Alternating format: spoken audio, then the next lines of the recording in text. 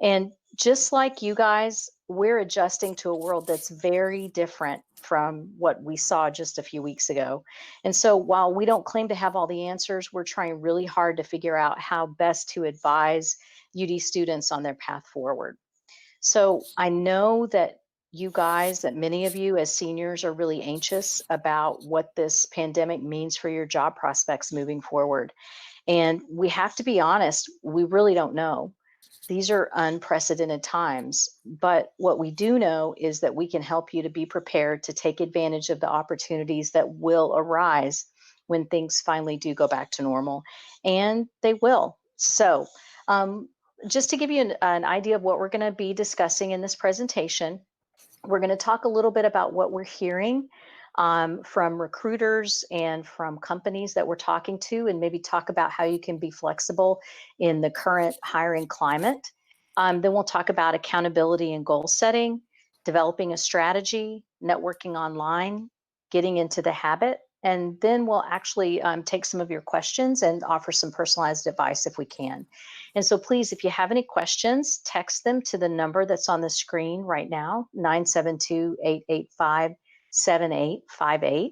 And again, like I said, if you want to go ahead and text and let us know where you're calling in from, then we'd love to see who's on the call. So let's get started. Okay. So here's what we're hearing out there. Some employers are still hiring, and some are even hosting online recruiting events. We've gotten emails from companies that have told us about positions that they have open that are remote positions. We've already sent a couple of those out to you guys. We've checked Handshake, and just today, 99 new jobs were posted on Handshake. Now, that doesn't mean they were all in the Dallas-Fort Worth area, and that doesn't mean that they were all remote. Some of them are for positions that start in the summer. But regardless, there are recruiters still out there, and there are recruiters that are still hiring, especially in kind of the customer service arena. So just be aware that continue to check, continue to look on LinkedIn, and continue to look on Handshake to see what's out there. Now, we do have to say, though, other employers are not hiring. And we've actually heard that summer internships are canceled for a lot of large companies. But we're also seeing on some of the communities that we're involved with recruiters and other companies, that they're trying to decide what they're going to do with their summer internship program. So at least they're keeping an open mind. And even though everything's happening virtually right now, there will be a point when we're going back to work, and these companies, especially companies that are consumer product-based companies and some service-related companies where the demand will eventually come back, they're going to need people. So what we're trying to encourage you guys to do is to be flexible and be prepared for when the demand does come back. But understand that right now, hiring is pretty much at a standstill for a lot of companies. The most important thing that you can do right now is to be to understand that that you can only control certain things. So what you need to do is focus on those things you can control. Focus on your studies. Focus on what you can do to be prepared for this job market when the time comes to start applying. But try to understand that patience and flexibility are probably two of the most important traits that you can have right now. And, you know, that really brings up a good point, and that is first and foremost, we really want you guys to take care of yourself during this time. If you're feeling overwhelmed by the news and switching to online classes and you're missing your friends and your classmates, then take your job search one step at a time. Don't put a lot of pressure on yourself to be applying right now. Take some time to take care of yourself and to take care of what's really important, and the job search will be waiting for you over the next few weeks. Okay, so here's what your options are for the way we're seeing the next at least few weeks, probably few months panning out. It really might be best for you to try to wait it out. Take this time to develop a plan for when things return to normal. You know, our goal is to have every senior have a job before graduation. And that was what we were striving for just a few weeks ago.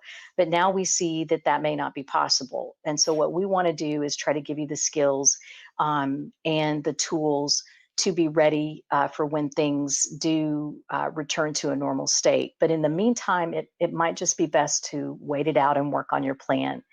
And in the meantime, again, like we said, we really want you guys to focus on your mental health and on your classes. But if you have some time and those weekends are getting kind of long, think about some things that you could do to boost your skill set. The time from now moving forward is going to be a time for you to think about your practical skills, because in a tough job market, then practical skills are what really can set you apart. So let's just say, for example, that you're an English major and you've never used Excel. Now would be a great time for you to take an online course to learn Excel. You might even pick up something with some basic coding or some digital media, WordPress, anything like that that you could do to build just another skill in your arsenal. There are continuing education classes that you could consider with various universities. And you can look into the job seeker guide, and we'll give you the links to those online resources that we've produced, so you can think about what some other options are for you. Okay, so option two would be to take a job now. Now, and by now, we mean closer to graduation, because we want you guys to be really thinking about, if possible, and I know it's not possible for everybody, and some of you guys need a job right now, but as the weeks roll on, I know you're hearing in the news that Amazon is hiring, that grocery stores are hiring, that some customer service companies are hiring, and that may not be what your dream job was. But again, it's going to be a tough job market for a little while. So if you have to kind of bite the bullet and go ahead and take a job that's kind of what you consider below your pay grade, then it might be a good way for you to kind of tide yourself over until the job market starts to swing back into gear. As we said, the industries that are hiring now: grocery, healthcare, online learning. We've seen several websites reach out to us, websites that usually work with career development and other student services, that are really trying to fit a niche in hiring new grads, or hiring people that can help them expand their base, because all of a sudden they've got all these universities that need to move things online, and they're trying to fill that. So those are some possible opportunities. But just realize that you may have to sacrifice a little bit in the short term in order to have long-term gain. Because if you think about 6 months from now, and you're at an interview, you're at an interview where you've had a chance for a job that really interests you, and the recruiter says, so what did you spend your time doing during the social distancing?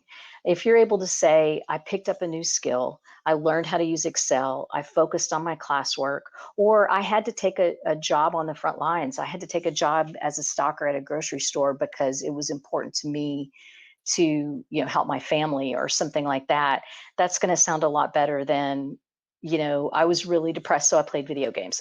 So, or Animal Crossing in particular, which again, we've discussed, there's absolutely nothing wrong with Animal Crossing. So nevertheless, it may be something, taking a job now might be something that is an option for you.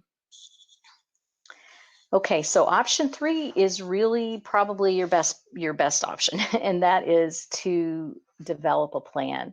So we're going to give you some of the tools to do that, but we recommend that you sit down, make a checklist of the things that you want to get accomplished over the next few weeks, and take some time to be really thoughtful about what your next steps are going to be. We'll talk a little bit about what that looks like in the rest of the presentation, but basically what we're talking about is reaching out to your LinkedIn contacts. Try to find out from some UD alums, look for some UD alums that are, and by the way, be sure to connect with everybody at OPCD. reach out to UD alums on LinkedIn, ask them about their companies, anything that you can think of to just keep you connected with other people as part of your plan, because that's really, it's going to be even more important with so many people that will potentially be unemployed over the next few months. There's a much bigger pool of applicants for recruiters to choose from. So it'll be important for us to try to leverage the connections that we have. So I'm going to turn it over to Gabby to start talking about accountability and goal setting. But I do just want to say, I didn't take the time to introduce myself, everybody, but I'm Shannon Blatt, and I'm the director of the Office of Personal Career Development. And I just want you guys to know that we miss you and we think about you a lot. And we miss the times of people walking into our office. We miss our events. We miss having everybody get excited about Chick-fil-A and Cane's Chicken that we're trying to use to tempt you guys to come. But we want you to know that we hope to see you again. We hope you'll come back next semester and tell us how everything goes. But we miss you, but we're still here for you. We're taking online appointments. We're going to be trying to do more of these virtual events so that we can try to give you guys the tools that you need to be successful. So from here, Gabby, I'll let you take it on. Sure. So, hey everyone, I'm glad you're here. This is Gabby O'Neill. I'm the Associate Director of the Office of Personal Career Development. And I'm just going to go over some practical steps that you can take in order to identify employment and get a job. So, the first step I'm going to talk about is accountability and goal setting. By the way, don't forget you can text us at that number to ask us questions. So basically, the first thing you want to do when you're setting a goal is set a goal. So you would want to set a deadline for when you want to get a job, simply because it just helps you plan your time better. You can say anything like, you can plan to have a job in marketing as a coordinator by June 15th. Anything that helps you sort of visualize your time and to plan it out better is probably best. You also want to make sure that you tell someone, inform someone in your network about your search, whether that's faculty members, your classmates, your parents, your friends, anyone who you can tell, and let them know that you're seeking, let them know what you're looking for so they can kind of keep their ear to the ground for you. And also just to, hold yourself accountable. Let them know that you're looking for a job, but you also want them to check in with you every now and then to see how your job search is going. And then you want to get organized. So make sure that you have a folder in your hard drive or your Google Drive or cloud or whatever, so you can make a spreadsheet and keep track of what jobs you're applying for, etc. So when I say a spreadsheet, I'm talking about a job tracking spreadsheet. So you want to go into Excel or Google Sheets and you can create the following columns. You can also add or subtract, but generally what I recommend to students is that you include the job title, include a hyperlink to that job, the name of the employer, the date you applied, the date of the phone screen and or interview, any follow-up information, any additional notes, etc. The reason that I say this is because you're going to be applying to several jobs. Applying for jobs is really just a numbers game. We recommend that you apply to a few jobs per week, and a lot of those you probably won't hear back from. It's nothing to do with you. It doesn't mean you're not qualified to take the jobs. It's just that there's so many candidates out there, especially right now in the current climate, that recruiters just have to find a reason to say no rather than say yes. So the spreadsheet will help you kind of track your hit rate. So, for example, are you getting phone screens and not getting through to the interview step? Or are you getting interviews, but you're not getting offers? You also want to track, what kind of jobs are you getting interviews for versus not? Are you underqualified for these positions, or are you overqualified? And also, if you're tracking this information, you can share it with us and we can try to our staff can help you figure out, what the problem may be, why you're not getting interviews, and help you troubleshoot.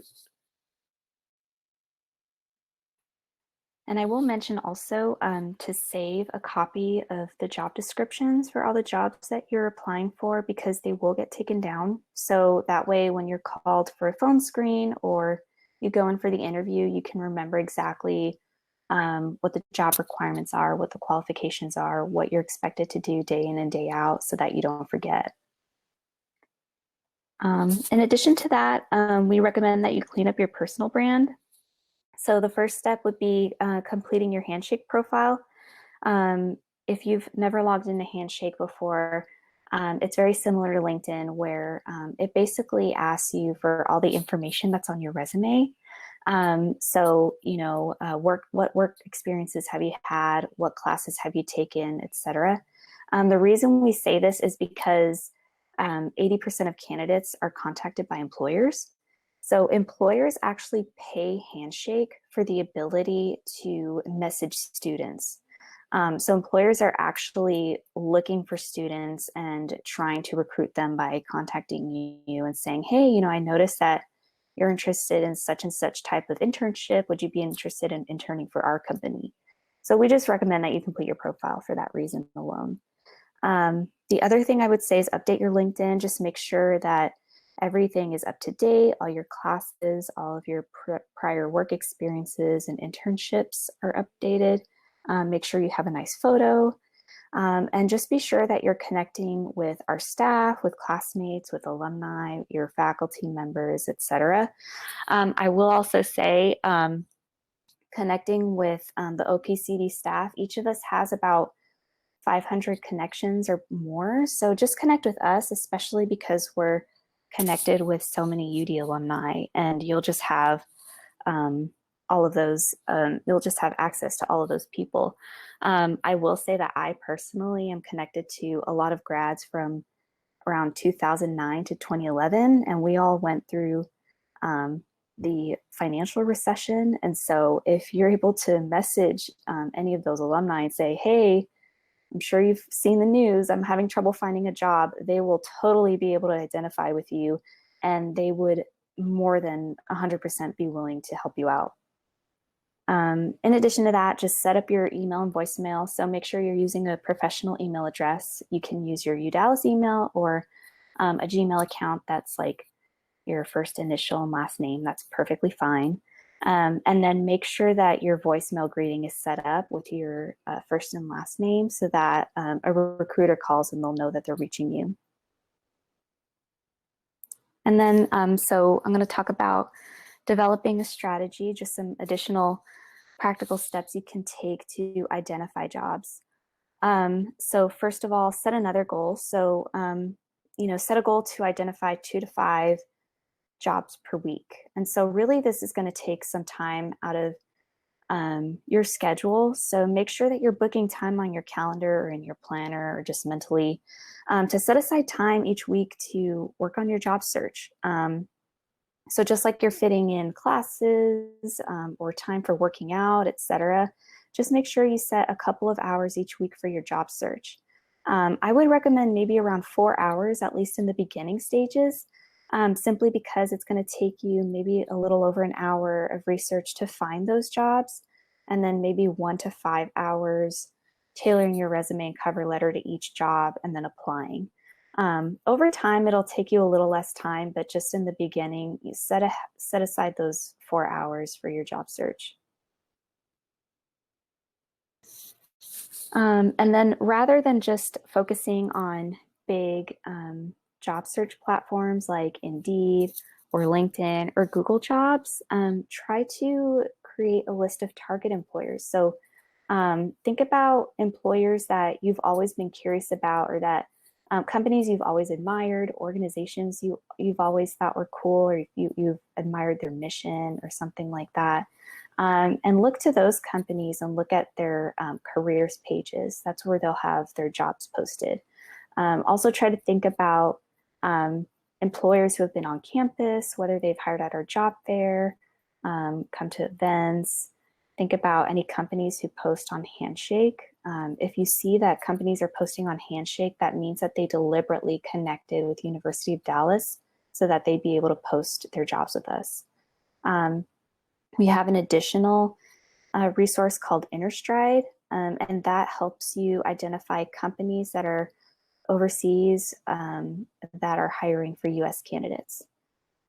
Also, you can look to our website, and we have a list of job boards that we specifically personally recommend based on the industry that you want to go into. Glassdoor is another good one. Glassdoor offers reviews of different companies from people who actually worked there and interviewed there. You can find sample interview questions that previous candidates have been asked, etc. And then finally, professional organizations. There's a professional organization for just about any industry. So, you can Google like marketing association, and you'll probably, the first hit you'll get is the American Marketing Association or something like that. Click on those websites because usually they have a section that's just for students or early career, and they'll have advice about how you can break into that industry and find jobs in that area. And then finally, just make sure that you know your industry. What jobs are available for recent grads? What are the salaries? Where are you most likely to find employment in that area? That'll just help you narrow down your search and know where exactly to look for jobs. And then just as a bonus, especially in the climate that we're in, look at companies that you're interested in and look at how they're handling the crisis right now. Are they laying off employees or are they letting them work from home? What exactly are they doing during the crisis? Because that tells you a lot about their culture and may inform you as to whether you really want to work for them or not.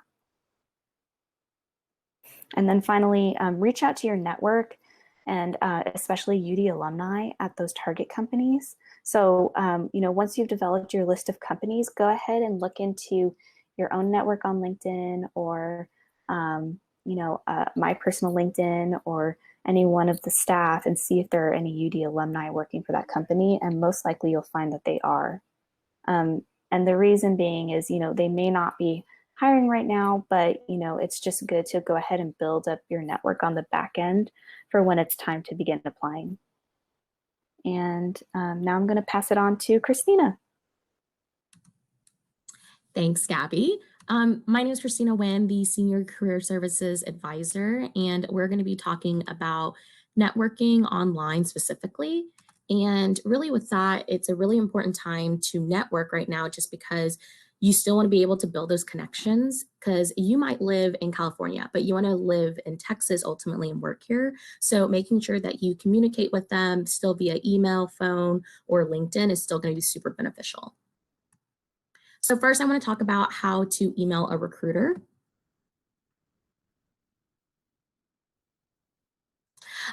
First thing is you want to remind them when and where that you met them, state the purpose of your email, give them a call to action, and then thank them for their time.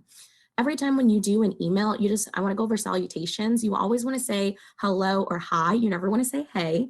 And then making sure to address them correctly. So if it is a woman, you're going to call her Miss MS and not MISS or MRS. It's always just MS. If it is a man, you'll call him Mr. MR. And then if they're a doctor, you just want to make sure to denote that with DR. So making sure you address them correctly. So on this example email on the left, it says, hello, Ms. Blatt. My name is Gabby O'Neill, and I met you at the University of Dallas job fair last Thursday. When we spoke, you mentioned that you would have summer internships posted soon, and I should email you my resume. I am still interested in the marketing internship that you mentioned, and I'm sending you my resume for your consideration. You can give me a call at this number. Thank you, Gabby O'Neill. And so this one kind of embodies everything that we talked about. When you're also submitting resumes, either online or via email, you always want to submit them as a PDF. It makes sure that your format stays the same because different people could have different versions of Word. So how exactly would you email an alum of the university is pretty much the same thing. You can get a little bit more personal because you might have liked and shared experiences, as well as if you have the same major. So over here on the left, it says, hello, Ms. Nguyen. My name is Gabby O'Neill, and I met you at the Champagne Breakfast at Groundhog a couple weeks ago. When we spoke, you suggested we meet for coffee so we can chat about your career path as a philosophy grad and how you ended up at Southwest Airlines. My schedule is flexible and I can meet Monday through Thursday in the evening. Please let me know what days and times work best for you. Thank you, Gabby O'Neill. What's also great about this is that, we actually brought it up another step is be able to give your availability. This helps the whole email exchange because a lot of the time you're emailing back and forth trying to find a date and time that works for both of you. So the fact that Gabby already gave the days that she's available was really good.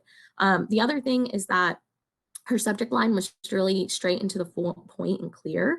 And right now it might not be meet for coffee. It might be, do you have time for a quick phone call or do you have a quick time to chat? That might be your new subject line for right now. So how to network specific on LinkedIn. LinkedIn's super important, especially right now. It's the #1 professional networking website for basically anybody in the business world or, in nonprofits or et cetera. It's really important to have one, especially right now, because you can be able to communicate to other people that you might not have a connection with. So LinkedIn's really great. If you don't have their email address, you're able to find them. You can message them on the system and things like that. So first of all, you want to make sure to complete your profile. And the reason that's so important is because when you're messaging other people, they're able to see your profile. So they can see about your headshot, who are you, what you're doing, what are you looking for, and they might even do that before they actually message you back. So for a profile, you want to make sure you have a professional headshot, not one that you took a selfie in your car with or one that you had with a group of friends and you cropped everyone else except for yourself. You want to have a professional one, dress professionally. Outside would be great because of natural lighting. And if you can have a blurred background, that'd be wonderful. We do that in our office, but you can also have a friend or anyone do it in portrait mode on an iPhone or any other cell phone device. That will suffice for now. The other thing is that for your headline, it should really state what your career goals are. So right now it might be seeking financial analyst position for after graduation or something like that. It could be saying seeking full-time customer service role, anything like that. You want to make sure that's specific because those headlines will help you come up in searches when recruiters are looking for people. 2 is use your search. So just like recruiters can find you or you can find other people, if you're searching for people on the internet or any other social media platform, you can do the same thing on LinkedIn. You can do that on a more professional level. So you can filter it by industry. You can find people by job title, location, by school. So if you look up how many people from University of Dallas is now working at Southwest Airlines, you can get a list of those people, and those might be some of the first people you reach out to if you're really interested in working there. 3rd is message people. So don't be shy about reaching out to people via LinkedIn. This is a really great avenue if you don't have their email address or anything like that, or it was a quick exchange, you couldn't get their email, you can find them on LinkedIn, reach out to them via message, and it's just another platform for you to get your messaging across to the people that you want to and building out your network. And then finally is to follow up. If you haven't heard back from them, either send them another message or an email. I will tell you right now, usually I would say 2 weeks is a good kind of grace period to give someone. You might give them 2.5 weeks right now just because of everything that's going on and everything that's being really hectic. So how exactly should you message a recruiter on LinkedIn? It's really the same thing that you would do for an email. So you're doing a greeting, a purpose, a skill set or background summary. You can attach your resume, and then you're also giving a call to action.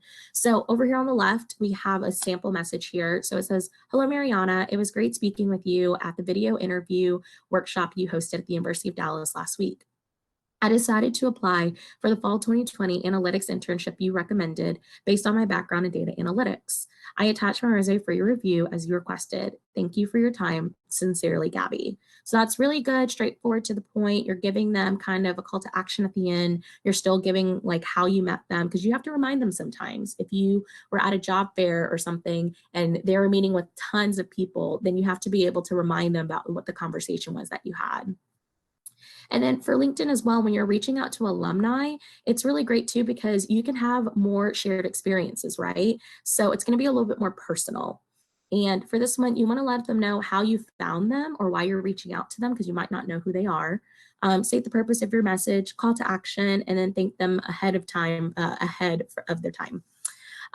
So over here on the left, it says, "Hello, Shannon. I am a junior English major at UD, and I see that you graduated from UD with a degree in English. I was hoping that you would be open to talking briefly over the phone or meeting for a cup of coffee to discuss your professional path after UD. I'm interested in learning more about social media marketing, and any insight you could give me about your career path in marketing for Facebook would be greatly appreciated. Thank you for your time, Gabby O'Neill. So this is really good because if you don't know them and you're trying to make a shared connection, having a very similar major will really help you, especially if they're in a field of your interest, because that gives you a better connection of how you can open the door to have that conversation with them and everything. So next, we're going to be talking about getting into the habit. And I know right now, like we've said, is a time of transition and everything. And I talked to a student today who was saying how she's trying to adjust to doing classes online and, doing everything from one place for hours. And part of the thing too for your job search is you're going to have to get into a habit of doing everything every day and just finding out what works best for you. So some tips that we have about getting into the habit is to check things daily. So check your email, check your voicemail daily, just making sure that if you have any messages, you reply back to them in an orderly fashion. That connection or that alum or that recruiter might contact you. If you're not checking your email and voicemail regularly, then you're missing out on that opportunity. And then second of all is or third of all, is with job boards. Making sure you really check Handshake or Google Jobs or LinkedIn Jobs every day. Like new jobs are getting posted every day and companies are either adding or things like that. Especially with those job boards, you can create alerts as well as notifications to help send them to you to help your search. So Handshake will do that, where you can get a weekly email or biweekly email with job leads. Google Jobs will do the same thing. LinkedIn will do the same thing and push jobs to you every time you log into LinkedIn. So those are just some ways to help streamline that process. And then when you're researching leads, don't get married to specific job titles. Companies have different titles for the jobs that they do the same thing. So one company might call it an HR analyst, another company might call it an HR generalist, but they're doing essentially the same thing. It's just that different companies will call them different titles. And that's why it's also really important to research keywords. So if you're interested in HR, for example, then you should probably just look up general words like human resources or recruiting or benefits, payroll, those types of things, because those are a lot of keywords that will come up. But sometimes at one place it's a dual role, somewhere else it's one. So just making sure to research those keywords is important. And then finally, to skim job descriptions all the way through. You want to note common tasks, competencies, requirements, or employer preferences. Again, that's the same lines as that a lot of job descriptions you'll see will seem similar, but they are different depending on the company and the role. So just because it says this person is an HR specialist, the job description might be more of recruiting or more of like data entry and things like that. So making sure to read and skim at least the job description will help you in the long run.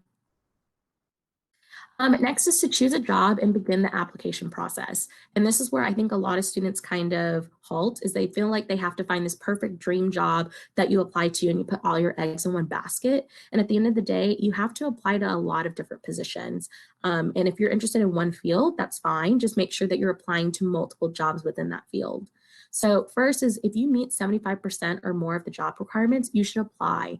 A job description is a wish list for an employer and a recruiter, and they know they cannot find a candidate that will fit 100% every single requirement that they have. But if you meet 75% or more, they can teach you the other 25%. So that's not a problem from them. The second is to tailor your resume and cover letter for each application.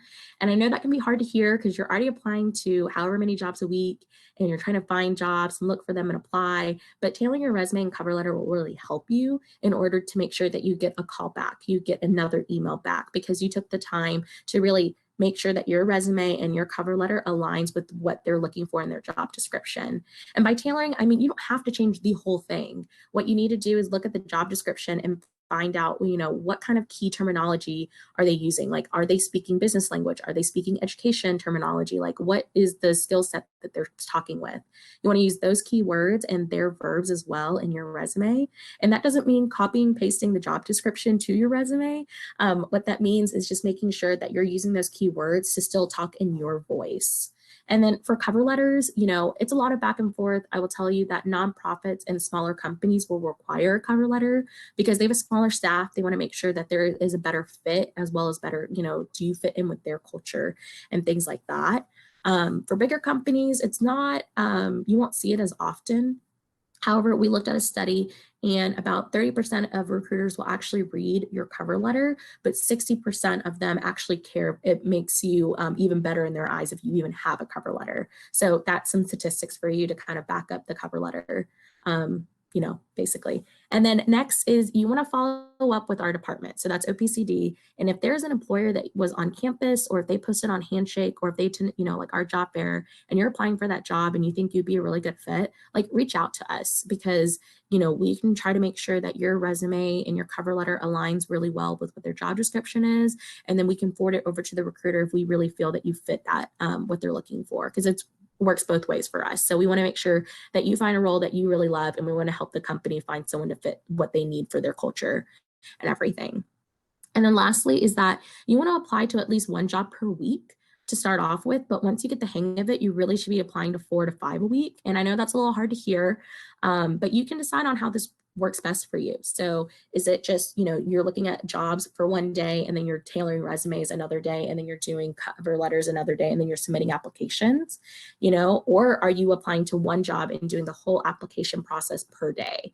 I say figure out what works best for you, and breaking up those things into little smaller tasks will help you along the way to make sure that you can achieve either applying for a job a week or 4 to 5 a week in the end.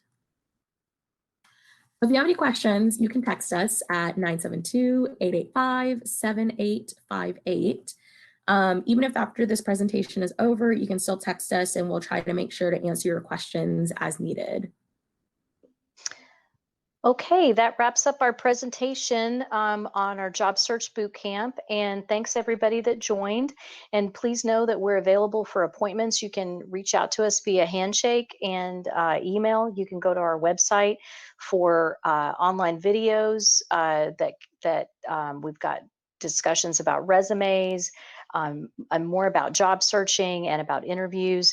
And please just want to make sure that you guys that are out in your homes, that you're just basically taking away from this, that you need to be patient and flexible, and you need to focus on what you can control. But most of all, please, please take care of yourselves. So we look forward to hopefully seeing you guys again, and let us know if you have any questions. Thanks.